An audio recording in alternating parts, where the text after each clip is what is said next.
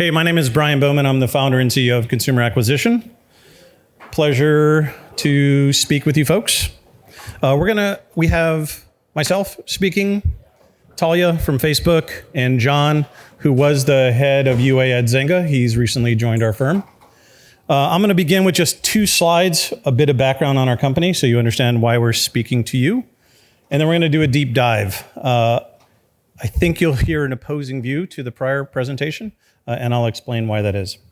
So a bit of background on us. We are a 7-year-old company. We have managed just over $3 billion in paid social spend.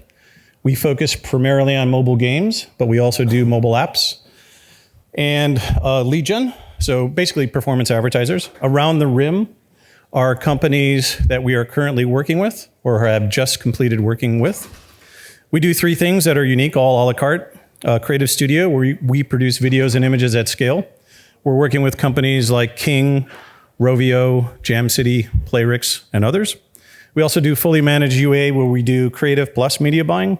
So Matchington Mansions, Sega, Wooga, Roblox, companies like that. Or a tool, if you're interested. We are a Facebook and Google marketing partner. So that's the kind of high level. I wanted to start with this slide just so that you're able to get a sense for the creative team that we have put together. And it will become apparent why that's important as we kind of deep dive in. Mike's our creative director. He's a badass. He was a senior animator at Disney for 20 years. Mike's built his team primarily in Hollywood. And then we have a team of video editors that are all ours internal, but they're around the world so that we can do 24/7 work. So I wanted to highlight the one thing that was brought up in the prior session because it is something that I think we face and the major gaming companies that we are working with face. And that is, it's really difficult to get a winning ad. And by winning, I mean it outperforms the best video in a portfolio. And the reason that's important, if you can't beat the best video, you're not going to run it because you're losing money. So off to the right is an example of a client, $73 million in spend. You can see the kind of small curve off to the left there. Those are the number of winning ads. That long tail off to the right is over 17,000 ads that we tried, but failed to outperform the best video. And if we extrapolate this into the billions, the curve relatively stays the same. The odds for success are somewhere out of 1 out of 20, so about a 5% success rate.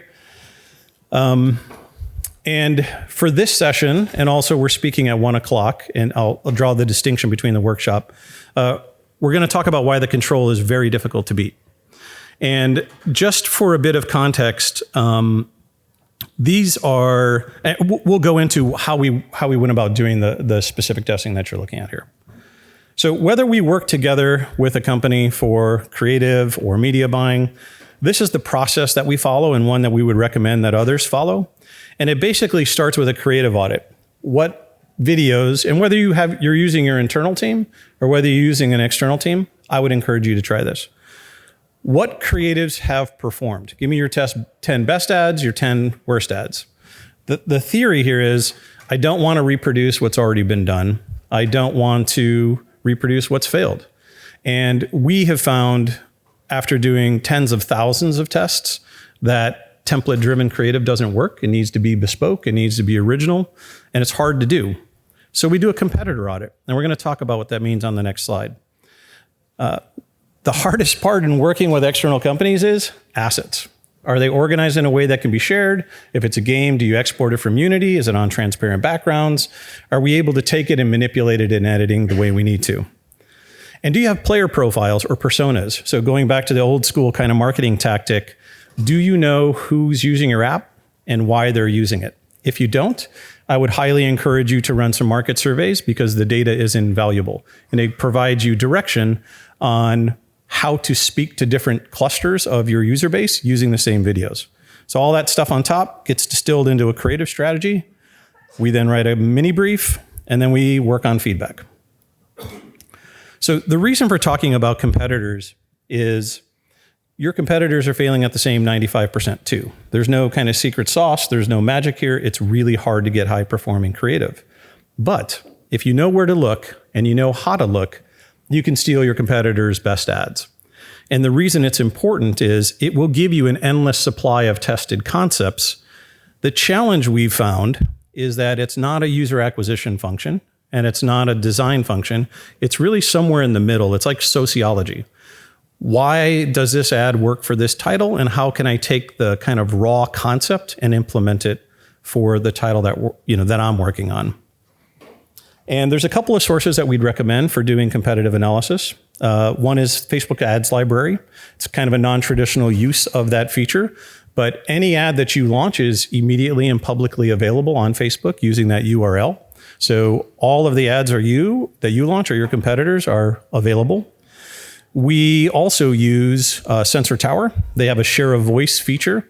One of the things missing from Facebook's ads library is it doesn't give you velocity of the spend. So how important is that ad? Where Sensor Tower does it in a pretty compelling way.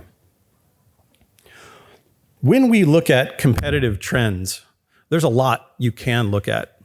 Ad copy, buttons, start cards, end cards, colors, backgrounds, characters, logo placement. They obviously matter a tremendous amount in terms of what they're doing, how they talk about it, how they position it. And to the right there is just an example of the style of competitive trend that can be done. And whether it's your internal team or an external, I would encourage you to take the time to do it because it will lay a good foundation for coming up with new ideas. So when it comes time to reviewing and organizing the assets that we talked about a bit earlier, these are just some of the ideas that I think will help. We inherited a Photoshop file from one of our clients. It was written in a foreign language and it had 10,000 layers. It was hard to use.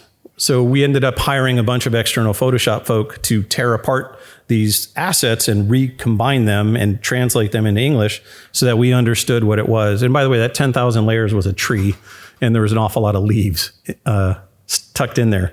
So preparing either your internal team or external team really does help. Music and sound is obviously critical.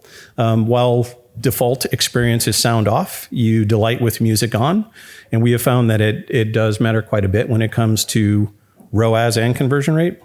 And then there's the other stuff, right? Brands and competitors and characters. So the more you can prepare to work with external people or assume that your artists won't be with you forever and they're organizing their assets, you'll find sustained long-term value in doing so. I wanted to take a few slides and just talk about the importance of these player profiles or these personas and lay out a couple of the sociological models that are being used because I think they're interesting. Off to the right is an example. So you can use the Bardo model or the Jungian archetypes. And the whole philosophy here is how do you cluster imagery? How do you cluster messaging? And how do you speak to the user? Somebody who wants to kill other users is probably going to be different than somebody who wants to complete levels and does it to relax on the game. You can use very similar or the exact same visuals, but speak to them in a vernacular that would be appropriate for that particular market segment. Knowing who those people are is important to the way that you do advertising. And in fact, we believe it's the foundation for 2020 advertising, meaning if you understand this, the likelihood of success to go above that 5% success rate will be increased. This is a slide that Facebook put together talking about emotional hooks. You can see the difference depending on the type of game that you're dealing with: action, playing with friends, strategy, living your fantasy, and then look at the ways in which people would want to be spoken to. So you can imagine there are people that, if you kind of do a deep dive on your payer cluster, those that have different demographic and psychographic components to who they are and what motivates them to play the game, if you understand that, you have a really good chance of speaking them in a way that will be most profitable. So here's a quick look at a competitive strategy. And sorry, that's pretty tiny on the right there. It's a blank one. So the idea is you really should use and create competitor ads, understanding why they worked, why they didn't work. What's really important here is to lay out learnings and assumptions. What do you hope to accomplish with this ad? What are your assumptions going into it? What we found is if you don't do this kind of basic work, the team kind of cycles. They get tunnel vision. They stick to what works. They don't experiment outside of where their comfort zones are. And if you kind of force the rote thinking process where they're exposing why they're trying to do what they do, we have found that to be a pretty efficient way to increase new idea generation. Ultimately, it's going to drop down into this mini brief. And the purpose of a mini brief is to avoid storyboarding. Why don't you storyboard? Because it takes an awful lot of time and you get stuck in a cycle of kind of nitpicking. It's usually faster to just do the editing. So the goal of the mini brief is, what's the spec, the resolution, the aspect ratio, a brief description, a beat list. Here's what the characters of the game or the pieces are doing. Reference art, and then the hypothesis. And the hypothesis is what you're trying to accomplish. So those two things together kind of run you through the flow. Now, as we've talked, it's hard to get a winning ad. Once you get a winning ad is where you then want to do multivariate testing. And you want to tear it apart. The way we prefer to do it is you test one element at a time. You add an element and you remove an element. Think of it like a big bucket of Legos. If you test ad copy, start cards, end cards, lengths, aspect ratio, and you understand whether it's accretive or destructive to performance, it helps you as you go along. The purpose on doing A/B versus multivariate, it's extremely expensive to do multivariate, certainly domestically in the US. And as we go through the duration of the presentation, you'll see an alternative to doing that. So part of understanding a bit of the creative process and the importance of creative is a foundational understanding of why are we laying this out first. So we're going to bring up Facebook to talk about Power 5. And the philosophy here is machine learning algorithms at Facebook and Google are rapidly automating a lot of the levers from media buying. That means at the end of the day, creative is the primary lever for success. And they've done a really fantastic job in what they're putting together. And Talia's going to speak about it. Thank you, Brian. Hi, everyone. So happy to be here and really excited to be speaking to what Facebook calls the Power 5. So the Power 5 is essentially 5 components that are involved in the account that when kind of leveraged all together are really impactful at driving the most cost-efficient performance and the biggest return. So we'll dive deeper into each of these, but at a high level, we have auto advanced matching, account simplification, automatic placements, campaign budget optimization, and dynamic ads. So we'll start with auto advanced matching. So auto advanced matching is essentially a tool that you turn on. And when you turn this on, what happens is that we are able to capture, or you are able to capture, hashed customer data or information such as an email. And what that does is that allows us to have a lot more qualifiers in terms of matching that user back to someone who has a Facebook profile.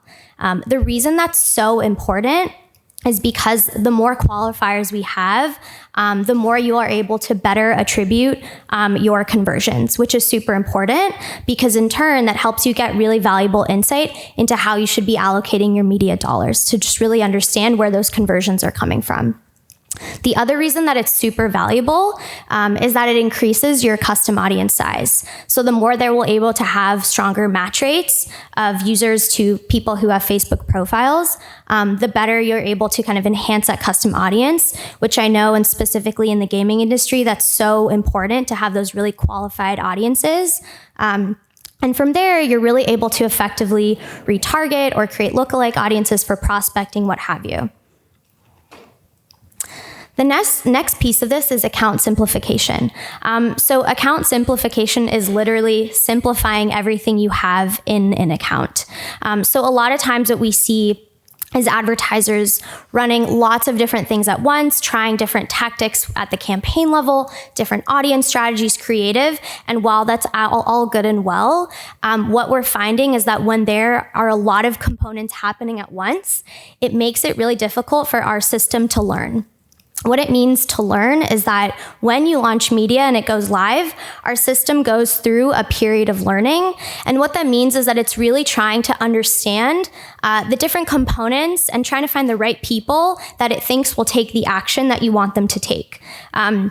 And so because it's trying to learn and understand, once it gets to that point and has a good understanding, that's when your campaign truly takes off. And that's when you see really strong performance. And the whole idea is that you want to get out of that learning period as soon as possible in order to truly scale. And what we see is that when there are a lot of variables involved at once, it makes it really difficult for that learning period to pass. And so what we recommend is doing as much as you can to simplify in order to get out of that learning period. One of the big components that's involved there is audience overlap. So it's important to, of course, test different audience strategies. But what we see is that when there are multiple audiences kind of targeting overlapping people, what happens is you're actually competing against yourself. And that makes it really difficult to pass that learning period. The other really important aspect here is that we don't want to target too narrow of audiences. Obviously, we want to target qualified people, but the more niche our audiences get, the more difficult it becomes for our system to find people that are likely to take the action we want them to take. So we want to give that flexibility for the system to find those people and give you the biggest return. The next piece of this is campaign budget optimization. So campaign budget optimization is essentially you're setting the overall campaign budget at the campaign level, and you're letting our system find you the most cost-effective, highest return opportunity across each ad set in real time. The reason that this is so effective is because we're relying on machine learning to dynamically find the most cost-efficient opportunity for you. We have done many tests on this tool, and we see that compared to a business-as-usual strategy, this drives much more cost-effective results, higher return.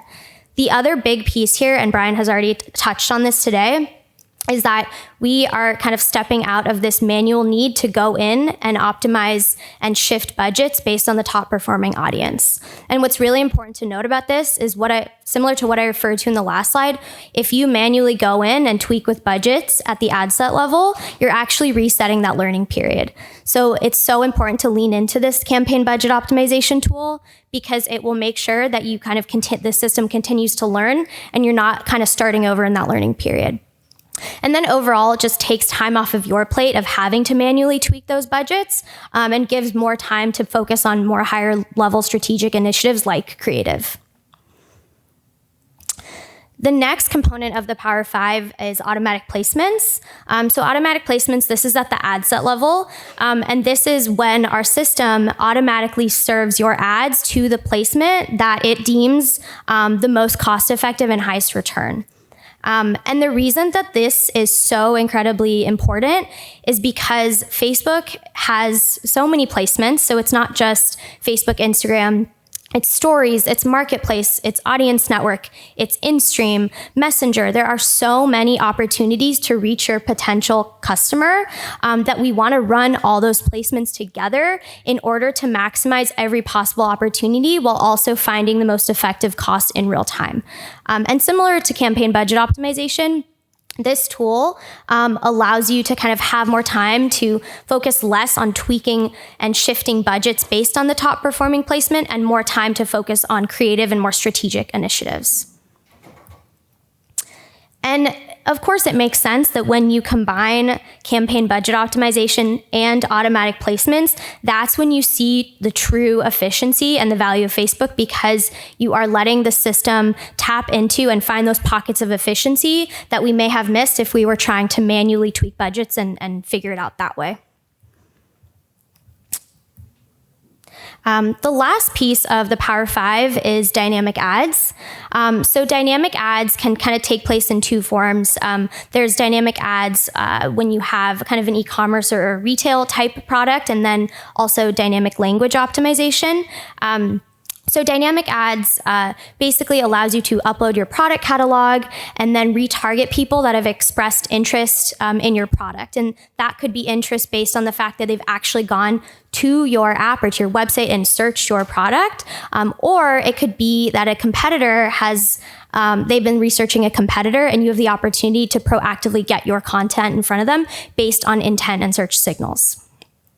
Dynamic language optimization is incredibly valuable, particularly for gaming clients, because there are a lot of folks that are using your games that are speaking different languages, and it's extremely cost inefficient to bucket separate campaigns by different language speakers. And so when you use this dynamic language optimization tool, what's happening is you're only focusing on serving one ad, and then it'll automatically update the language to each individual person based on the language preference that they've indicated. So overall, both of these tactics are just so cost efficient. They take the manual piece out of optimizing out so that you're really able to just let the system find those most important and effective opportunities. And so overall, when we think about those 5 pillars of the Power 5, so automatic placements, campaign budget optimization, auto advanced matching, account simplification, and dynamic ads, when we bring those all together, that's truly when we're able to maximize the power of Facebook and find the right people likely to take our action. And with that, I'll pass it back to Brian. Thanks.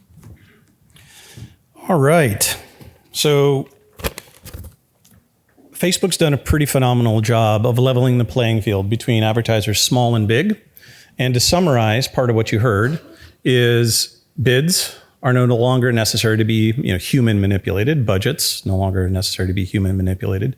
So the machines are getting good. They're obviously good at audience targeting. They're good at clustering, dynamic language optimization, value bidding, AEO bidding. So the components of what a UA manager used to do, right, 2019 and before, is rapidly changing.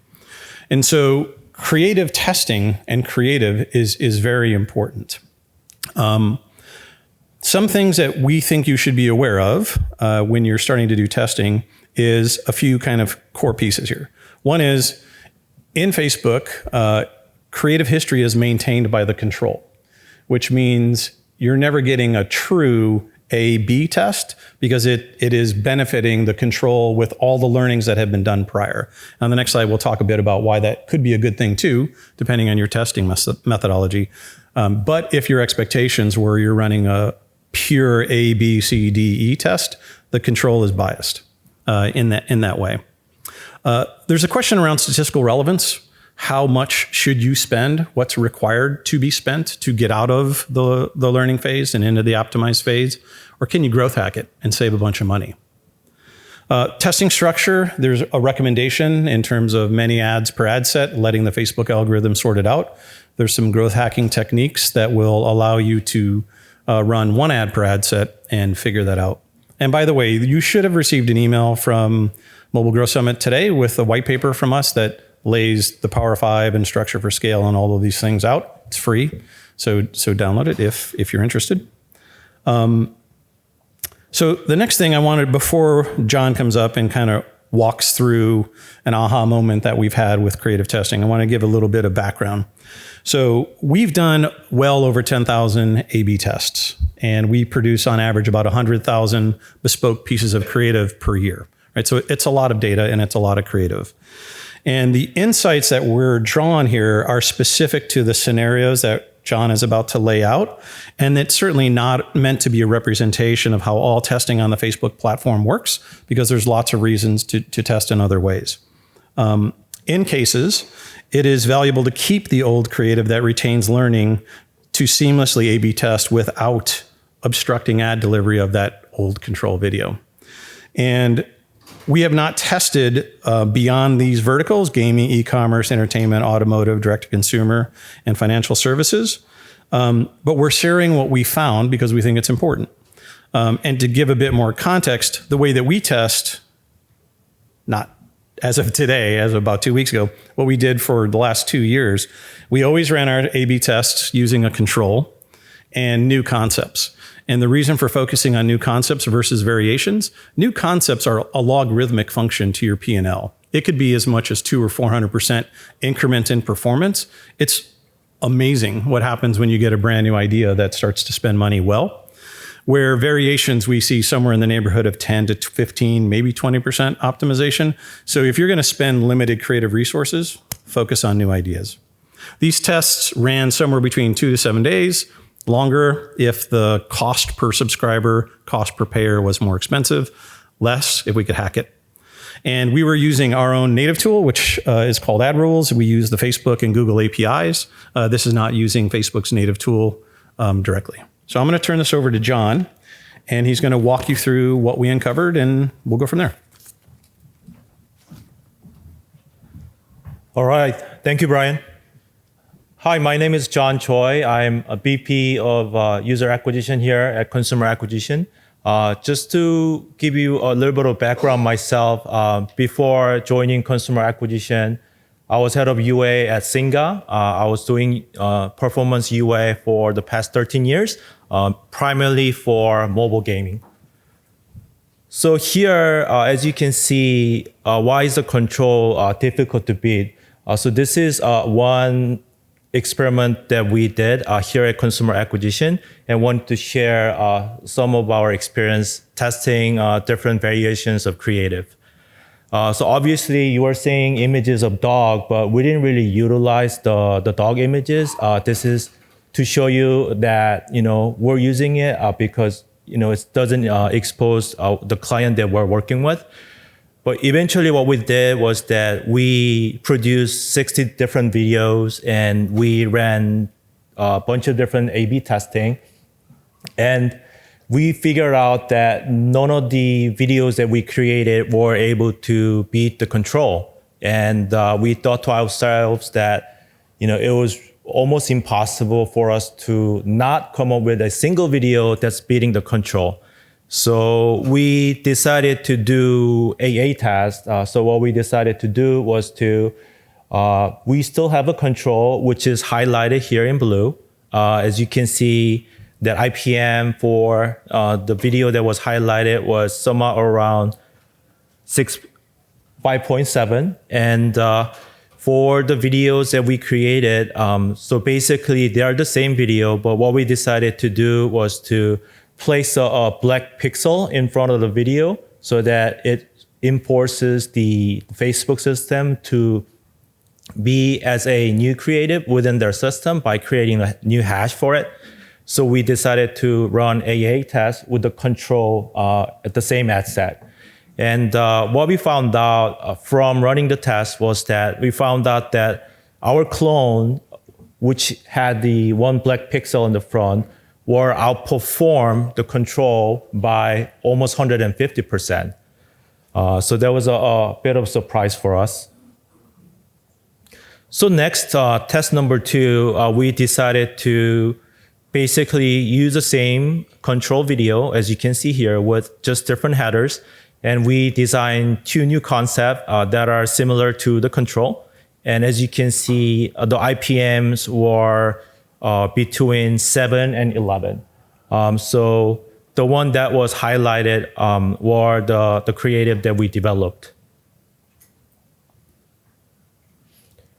And here's our aha moment. So basically, we still had the same control, but we roll out many different videos that are very visually very different from each other.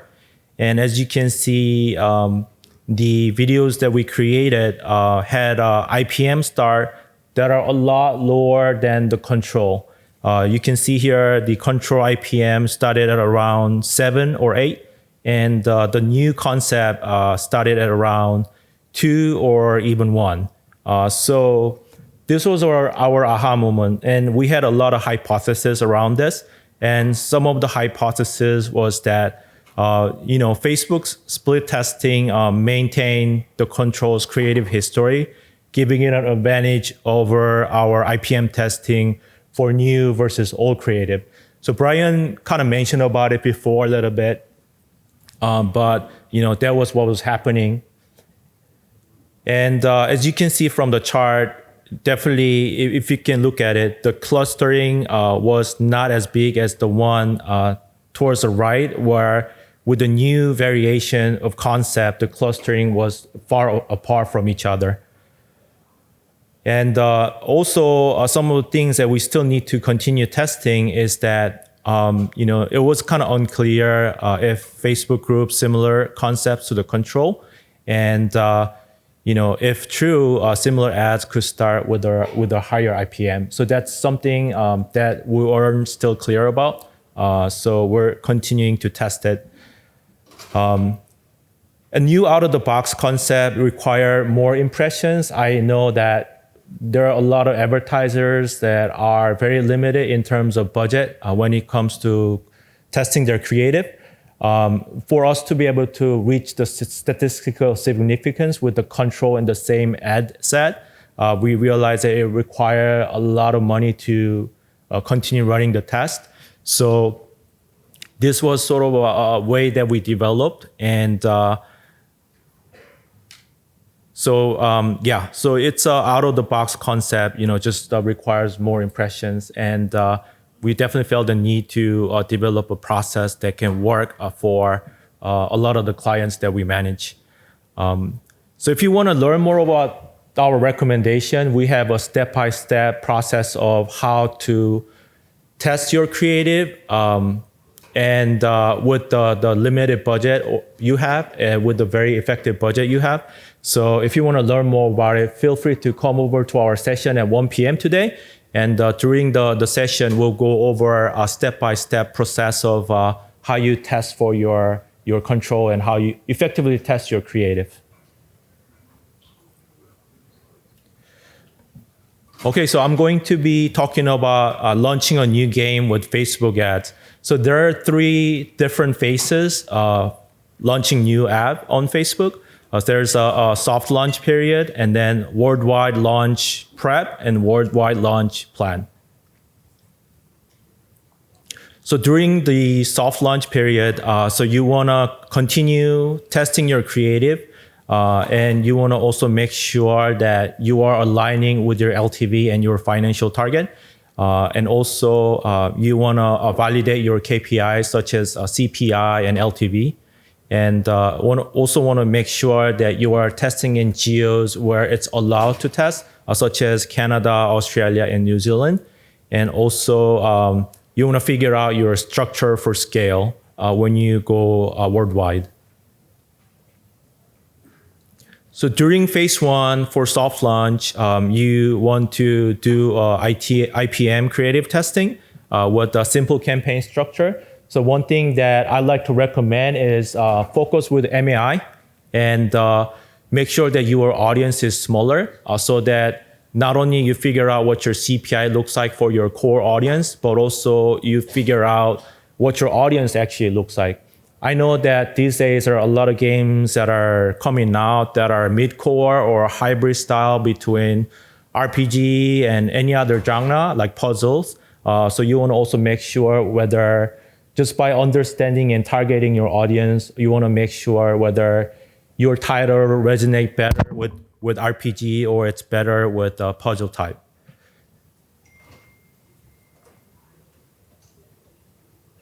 The second phase is now you want to move away from MAI and move it on to AEO bidding. So you want to broaden your audience a little bit more for AEO.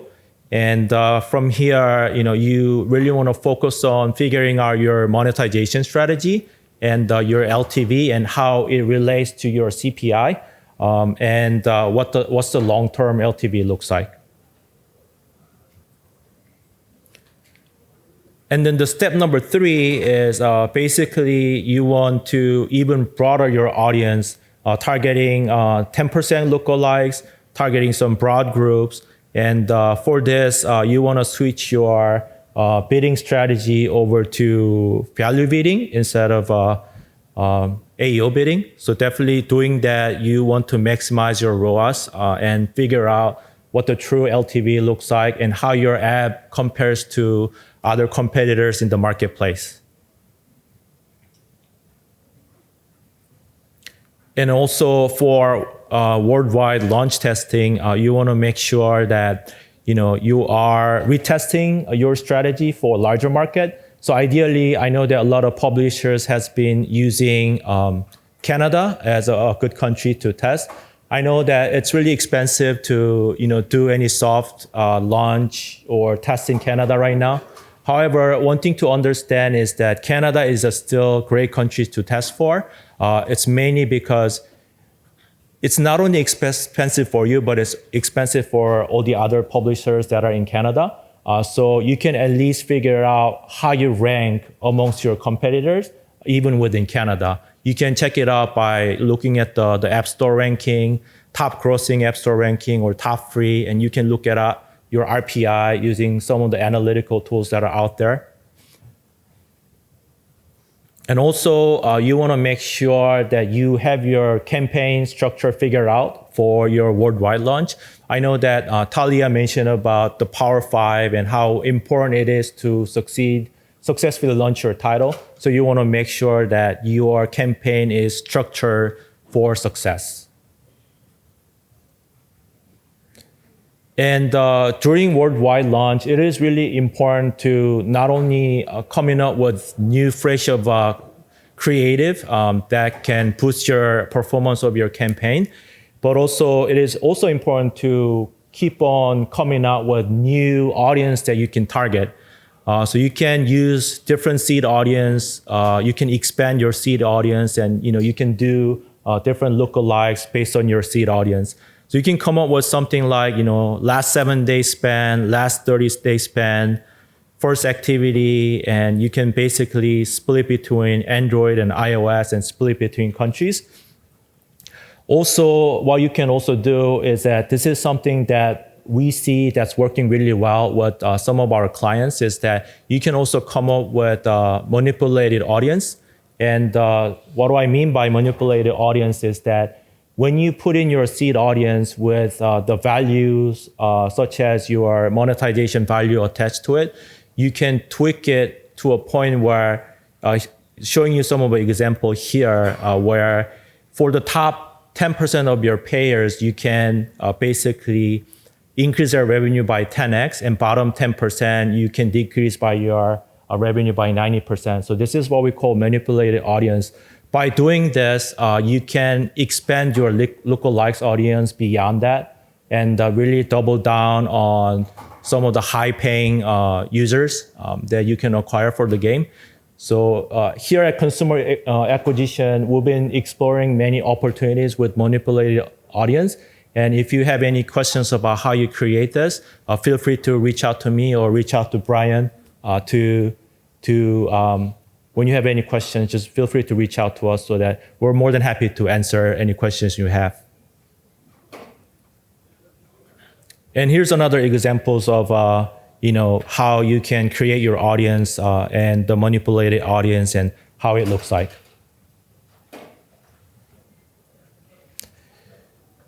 I know that a lot of publishers tend to spend a lot of money during worldwide launch. It's mainly because that's the time when a lot of your golden cores are coming in and spending a lot for your game.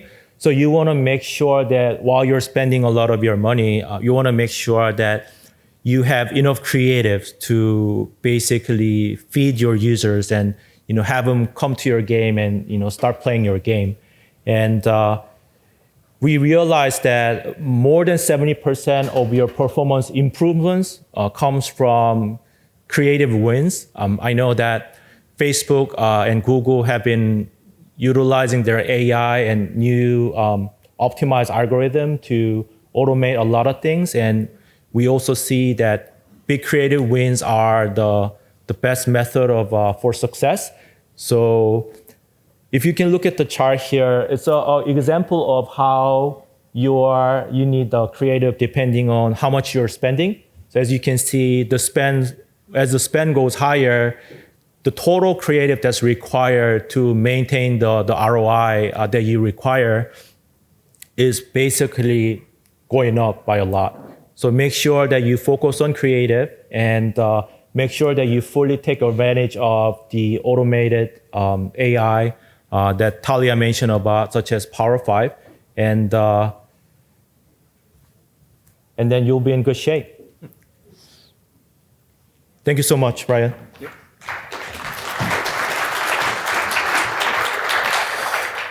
It's awesome to have John on the team. He's got a wealth of experience. I wanted to restate one point again. What we're doing is not Facebook best practices on the creative testing side, right? We're kind of growth hacking.